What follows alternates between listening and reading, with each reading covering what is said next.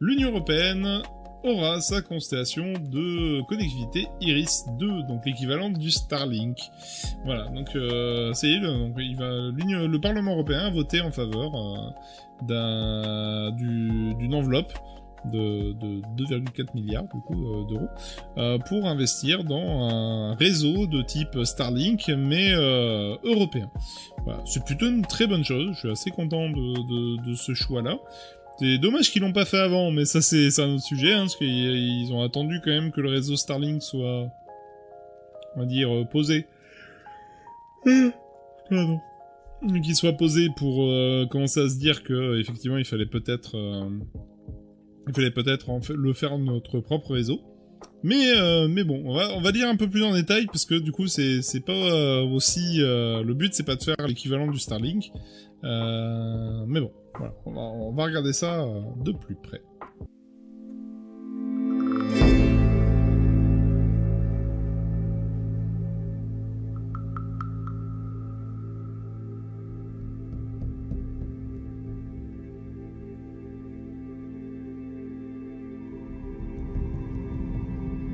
Alors, l'Union Européenne, du coup, comme je disais, veut faire son Iris 2, qui est équivalent du Starlink, avec une enveloppe de 2,4 milliards d'euros pour développer et mettre en place la nouvelle constellation européenne. Cette dernière fournira au gouvernement et aux services publics et d'urgence une solution de connectivité en continu. Donc voilà, donc clairement, c'est pas un réseau qui est prévu pour le grand public, c'est prévu vraiment dans le cadre de l'utilisation européenne et à l'échelle mondiale, mais en tout cas pour les gouvernements et les services publics européens. Et du coup, c'est quand même intéressant, parce que le but, c'est d'avoir notre propre réseau. Ce qui est une bonne chose, hein, ça veut dire qu'on ne sera pas dépendant des Américains. C'est ce qui est dit, en fait, dans l'article. Il sera surtout présent pour éviter que les administrations n'utilisent le réseau américain et fournir un service plus sûr. Voilà, alors quand même, je trouve qu'il y a une tendance depuis quelques temps là entre l'actualité que j'ai traitée la dernière fois sur l'État français qui veut du coup mettre un coup de frein sur la sous-traitance IT et reprendre le contrôle de l'informatique et de limiter la sous-traitance à outrance dans ce domaine, de réacquérir en fait notre, on va dire, indépendance informatique, en tout cas dans les services d'État. Là, on a, du coup, au niveau européen, ils ont voté un texte qui permet d'avoir notre propre réseau satellite pour, comment dire, pour faire les communications gouvernementales et d'urgence et de services publics. C'est bien. Enfin, franchement, c'est pour une fois qu'il y a des bonnes décisions. Enfin, voilà, le Parlement européen, on va dire, il y a des textes des fois où je suis vraiment contre. Là, pour une fois, c'est une très très bonne chose. C'est un vrai investissement industriel, parce que il faut les faire, hein, ces satellites. Donc, j'espère, s'il vous plaît, j'espère que le Parlement européen va enfin décider d'utiliser Arianespace de façon exclusive, hein, plutôt que de vouloir passer ailleurs. Bon, il est peu probable qu'il passe par les Soyouz russes. Ça, je pense que c'est décidé. Je pense que c'est à peu près sûr maintenant. Ce serait dommage qu'il passe par SpaceX, parce que, même s'ils sont efficaces, ça serait dommage. Clairement, idéalement, voilà, parce que le but c'est d'investir dans l'industrie européenne, et clairement, 2,4 milliards d'euros dans l'industrie, ça va donner vraiment une vraie possibilité d'évolution dans ce domaine, là où effectivement on est un peu à la traîne, hein. Bon, Arianespace, a priori, ils ont pas mal de projets de fusées réutilisables, etc., mais ils sont qu'à leur début. Donc pour l'instant, on a pris un gros retard par rapport aux Américains. On en avait déjà, mais il s'est quand même pas mal creusé. Après, sur les très hautes technologies et sur les sondes, etc., on n'est pas trop mauvais, hein, parce qu'en général, on équipe quand même pas mal les différentes sondes envoyées sur les différents astres, hein, que ce soit sur la Lune, sur les différents satellites, sur James Webb, sur les rovers sur Mars. Il y a souvent des produits européens dessus, donc on est quand même pas mauvais, hein, en soi.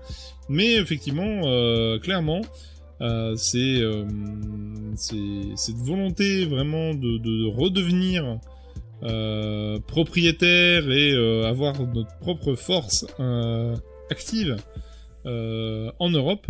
Putain, il était temps. Parce que du coup, ça implique quand même beaucoup de choses. Ça implique au niveau politique que effectivement, il y a je dirais pas un manque de confiance, mais une lucidité face aux Américains et face à la Russie, c'était déjà acquis, mais les Américains, voilà, là, il y a une vraie dire qu'en fait, on veut créer notre propre réseau indépendant des Américains, est pour moi un signe assez fort quand même d'une tendance de se dire que les Américains sont pas forcément top, voilà, comme partenaires, parce qu'ils jouent leur propre politique. Et donc effectivement là on se retrouve avec la possibilité d'avoir notre propre réseau. On a déjà Galileo, hein, qui est le remplaçant du GPS, qui est en train de petit à petit se mettre en place. Alors, il a mis beaucoup de temps à arriver, hein, quand même, hein. Il y a eu beaucoup de problèmes, beaucoup de soucis et d'erreurs. Qui, du coup, des erreurs qui sont dues en partie... Alors, officiellement, c'est que des accidents, mais quand même, c'est bizarre.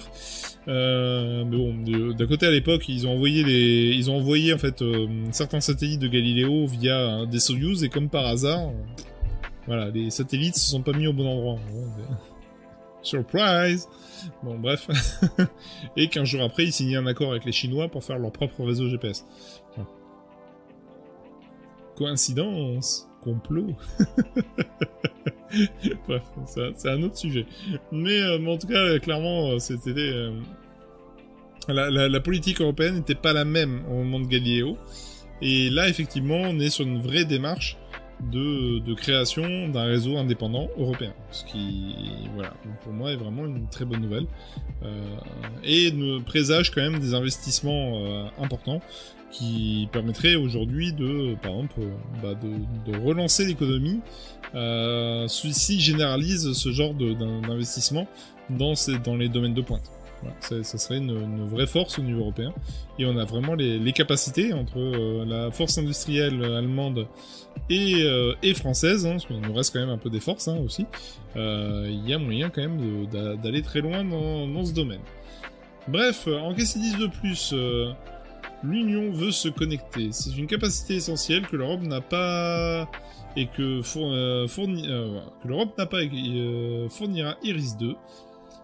Expliquer le commissaire européen Thierry Breton, effectivement comme ils l'ont vu avec la guerre en Ukraine, hein. Donc là la constellation de connectivité européenne, il la défend depuis plus d'1 an, voilà, à tel point qu'elle a parfois été appelée Constellation Breton. Mais depuis l'invasion de l'Ukraine par la Russie en février dernier, les responsables européens ont eu tout le loisir de constater à quel point Starlink et la constellation de connectivité proposée par SpaceX étaient devenus indispensables non seulement sur le front, mais aussi et surtout dans les régions coupées du monde par les bombardements. Donc effectivement, ça serait une vraie force de frappe d'avoir notre propre réseau indépendant, même si, effectivement, comme ils le disent normalement un peu plus loin, le but n'est pas de faire un Starlink, le but est d'avoir notre propre réseau indépendant public qui pourrait être utilisé comme, on va dire, support de services publics et de gouvernemental. Et effectivement, dans le cadre d'un conflit, ça serait une très bonne chose d'avoir notre propre réseau. Sachant que, effectivement, les Russes ont pas tenté d'attaquer les satellites de Starlink, parce que là, ça serait une guerre ouverte avec les Américains. Mais clairement, en cas de conflit dur, il est possible quand même que si on n'a pas assez de satellites, ça prenne un peu cher quand même les satellites. Clairement, je pense qu'il y a un vrai travail comment dire, de destruction. Mais je crois même que, sauf erreur de ma part, il y a 2 ans, je crois, 1 ou 2 ans, les Russes avaient déjà fait une démonstration d'envoi de missiles sur un satellite à basse altitude pour le détruire. Donc les Russes ont déjà fait une petite démonstration technique comme quoi ils étaient capables de le faire. Bon, je pense que les Américains sont largement aussi capables de le faire, hein, voilà. Donc bon. Ce qui fait que, bon, il faut quand même tempérer un peu le truc, mais effectivement, c'est quand même une bonne chose d'avoir notre propre réseau plutôt que de compter sur les Américains pour avoir un réseau de communication efficace en cas de conflit. Donc, éviter Starlink, c'est trop tard. Pour y arriver avant que l'usage de d'autres outils comme Starlink soit généralisé, l'Union européenne veut se doter de mécanismes pour déployer rapidement sa constellation. Elle pourra compter sur l'ESA, qui a déjà mis sur la table une enveloppe de plus de 700 millions, mais aussi sur les industriels européens qui ont été plusieurs fois sollicités pour des projets l'année passée. Car pas question d'utiliser des prestataires extérieurs, ou pire, un sous-traitant travaillant pour ou avec la Russie. Pour l'UE, la collaboration est close. Non. Moi j'aurais ajouté les Américains aussi, mais bon, ça c'est un autre sujet. Il s'agira d'envoyer les premiers éléments en orbite dès 2024-2025, avec un objectif de 170 satellites en orbite basse d'ici 2027, assurant un maillage global. On le sait, un tel nombre d'unités ne pourra pas lutter contre le débit proposé par Starlink ou ses concurrents qui proposent des milliers de satellites équipés de transpondeurs et de liens entre eux et vers les stations au sol, mais ce n'est pas l'objectif, qui est surtout de disposer d'une colonne vertébrale de communication européenne avec du chiffrage et des stations sécurisées. Voilà, le but n'est pas de créer un réseau comme Starlink, le but est d'avoir notre propre réseau de communication, mais à notre échelle, quoi, et à l'échelle gouvernementale, et pas à l'échelle, on va dire, des particuliers, ni des, des entreprises privées. Le but est juste de fournir aux instances publiques et gouvernementales leur propre réseau indépendant et sécurisé, garanti par l'Union européenne. Ce qui serait vraiment, je pense, une bonne chose, en tout cas, même si effectivement ils pourraient aller jusqu'à faire le Starlink, mais comme ils disent... bon, après, ils le disent pas, mais je pense que on sait que ça nécessite beaucoup d'argent. Dans l'état actuel des choses, effectivement, l'Europe n'est pas forcément capable de balancer autant d'argent que ce que font les Américains. Mais si on a déjà un réseau, un squelette de réseau, et que ça marche bien, il pourra fort probablement l'étendre. Donc, potentiellement, plus tard, ouvrir au grand public. Ce serait pas surprenant en soi. Hein. De tous les réseaux de communication, d'abord commencer par les universités ou les gouvernements, donc voilà, si on commence par là et qu'à la fin on se dit que finalement bon, on peut aller plus loin et faire un réseau plus grand, l'un n'empêche pas l'autre. Donc à voir. Mais en tout cas là le but clairement c'est d'abord d'avoir un réseau indépendant, et du coup des contrats rapides. L'Union européenne veut aussi innover en mettant en place une forme de contrat public-privé pour accélérer les développements d'Iris, avec une part qui sera directement confiée à des PME et startups européennes. Et un autre qui devrait tirer parti des forces industrielles déjà en place. C'est le cas des technologies quantiques de chiffrage, avec des projets tels que Tequant attribué à Thales, Alenia Space en janvier. L'Europe est donc dans les starting blocks avec sa propre course à la connectivité. À noter qu'elle n'est pas la seule.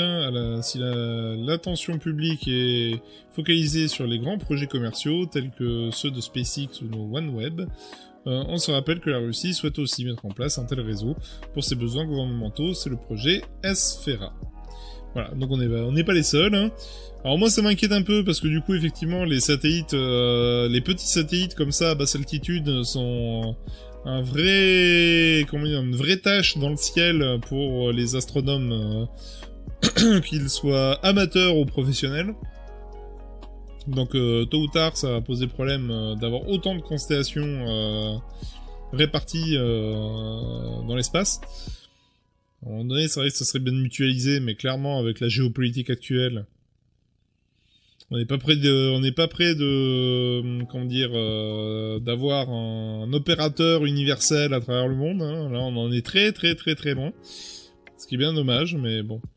Donc, on risque d'avoir, en fait, comme avec les antennes 4G, 5G, on va avoir 3-4 satellites qui vont suivre de différentes blocs de puissance du monde. Hein. Donc on aura le satellite américain, puis après on aura le satellite russe, puis le satellite européen, puis le satellite indien, puis le satellite chinois.